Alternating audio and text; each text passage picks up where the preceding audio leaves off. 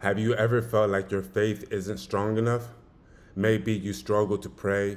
Maybe you keep on falling into the same sin.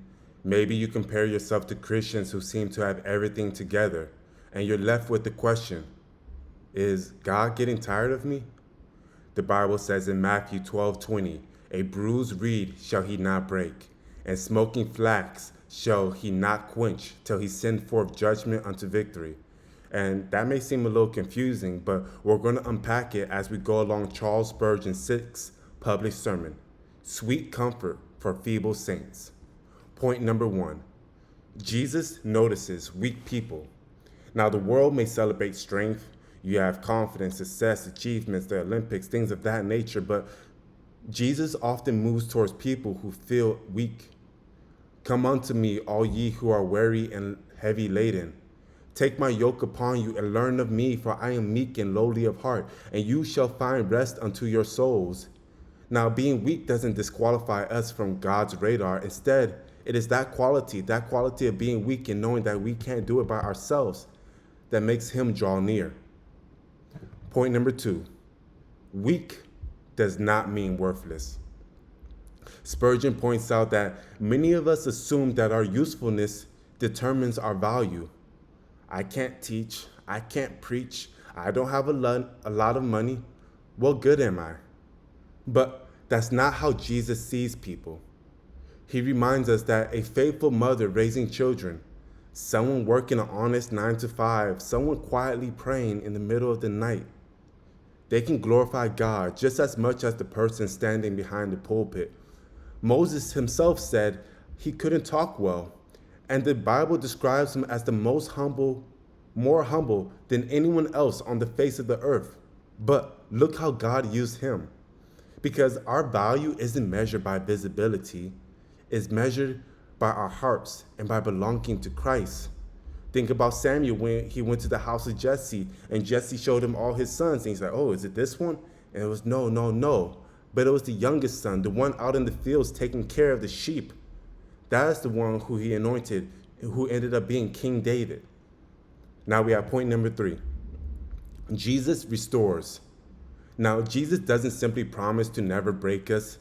Christ intends to do so much more. He restores, he strengthens, he grows that which seems weak. He takes that which looks useless and he makes it fruitful. The bruised reed becomes an instrument of praise, like the pipes of Pan or the potentially even the organ that David mentions. Now, the smoking flax, that wickering flame that's about to die, he makes it burn and combust again, because restoration is at the heart of the gospel. Point number four, your security isn't based on your strength. To all of you who are struggling with the idea of being used by God, remember, you are chosen by the same God who called Paul while he was yet the chief of sinners and murdering Christians. The same God who called David while he was yet in the fields taking care of his father's sheep. The same God who called Gideon while he was threshing wheat in a place meant to crush grapes because he was hiding. You are purchased by the same blood of Christ.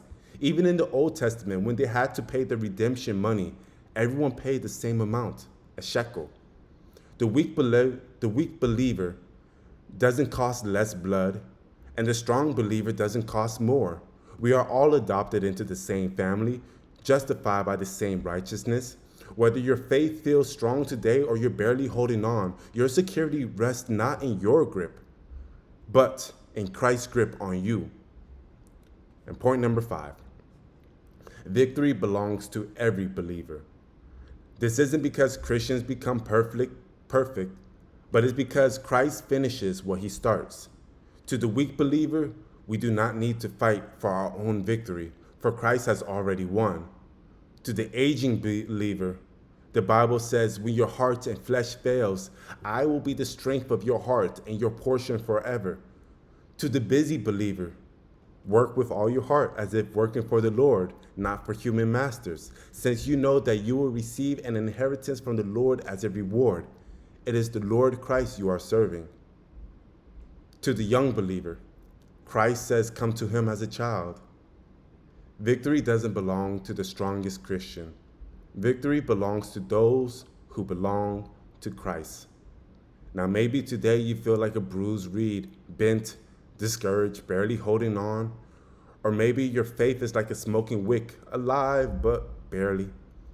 The good news of this passage isn't that Jesus is looking for strong Christians. It's the fact that Jesus is faithful to the weak ones. Where have you been measuring your worth? Have you been measuring it by your own strength? Or have you been measuring it by Christ's compassion?